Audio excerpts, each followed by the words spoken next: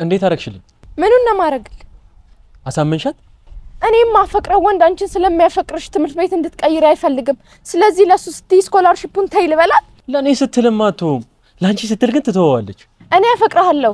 የኔ እንድትሆን የማይረዳኝን ነገር ምንም ነገር ማድረግ አልፈልግም። እኔም እኮ በሷ ምክንያት የሆነ ነገር ብሆን አንቺን መጎዳትሽ አይቀርም። አሁን ካለሁበት በላይ ምንም ሊጎዳኝ አይችልም። እኔ በሞት ራሴን ባጠፋ አይጸጸትሽም? ያንተ መኖር ለኔ ምን ጥቅም አለው? የምትወጂውን ሰው እያየሽ መኖር አያስደስትሽም? ካየሁ ጊዜ ጀምሮ ስበሳጭብህ ነው የኖርኩት።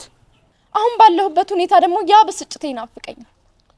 የኔ መኖር ላንቺ ምንም ጥቅም ከሌለው ለኔ ያለሽን ፍቅር ታጠቢና አስለቅቂ።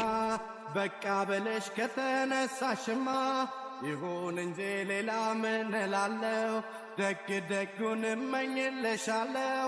ሰላም ይሆንልሽ ይሳካልሽ ኑሮ